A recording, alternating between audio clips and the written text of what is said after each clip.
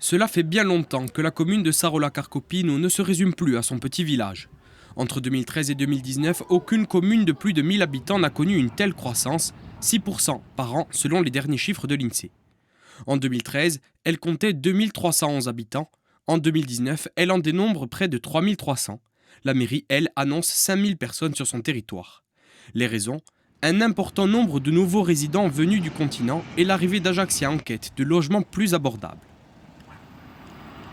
On habite ici parce qu'on était sur le continent, on avait une grande maison, donc il fallait l'entretenir. Et c'est dans la région parisienne. Et mon mari, ayant une maison dans un village à proximité, nous avons choisi de venir dans la région d'Ajaccio. Et c'est sur Sarola que nous avons trouvé un logement qui nous convenait. Je suis venue du continent, ma belle-fille m'a cherché un appartement. Je suis venue rejoindre ma famille ici. Je suis veuve aussi, j'ai perdu 2 personnes sur 1 an. Et puis ma belle-fille m'a trouvé un appartement là, chez une dame qu'elle connaissait. Oui, mais c'est pas un HLM, moi, c'est un appartement privé, oui. Je payais trop cher, je payais 820 €. Et la caisse d'allocation ne me remboursait rien. Et ici, je paie que 433 €. Avec les charges, ça fait 500. C'est plus accessible, qu'à Pietralbe. Pourtant, à Pietralbe, je me plaisais. Venus de divers horizons, les riverains rencontrés disent se plaire et bien s'intégrer sur la commune à Pernicaggio. L'opposition dénonce un manque d'organisation de la part de la mairie. Elle déplore notamment l'absence de plan local d'urbanisme, le PLU. C'est bien beau de pouvoir accueillir des nouvelles populations, mais aujourd'hui, sur la commune, on a un gros problème, c'est qu'il n'y a aucun investissement qui a été fait de la part de la commune, entre autres sur les infrastructures routières, sur les écoles, toujours pas d'école. Depuis 2013, la mairie promet d'avoir une école, on n'a toujours pas. On n'a pas de centre culturel, on n'a pas de centre sportif. Et ces gens-là, aujourd'hui, on n'a rien pour pouvoir les accueillir.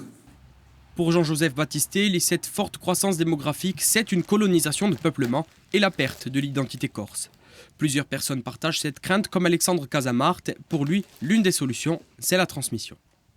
On rentre dans les écoles, par le biais de l'inspection académique, on rentre dans les écoles, on met en avant la culture et les traditions, même de la micro-région, puisqu'on travaille, nous, surtout sur l'école de Sarola, Val di Mezzano, un peu sur la ville aussi. Et on essaye à créer un lien, je dirais, entre i paesani, les enfants, les nouveaux arrivants. On est encore assez proche de notre culture et de notre tradition pour ne pas les avoir oubliés. Mais je pense que le tournant, il est maintenant. Pour le maire Alexandre Sarola, le territoire s'articule en 3 points capitaux. Le côté Pernicaggio, voué au commerce, le pôle multimodal avec une future école à Efrico et le village à préserver autour de l'activité agricole. Si l'édile concède que des aménagements sont à réaliser pour gérer la croissance démographique, il se réjouit aussi du développement en cours. Moi, je trouve que c'est une très bonne chose, puis conforme à toutes les villes du continent également.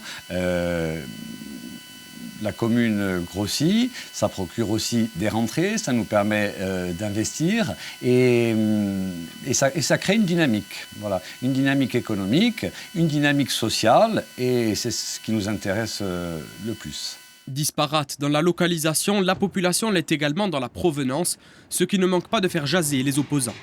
Entre développement socio-économique et préservation, le consensus ne paraît pas d'actualité à Sarola-Carcopino.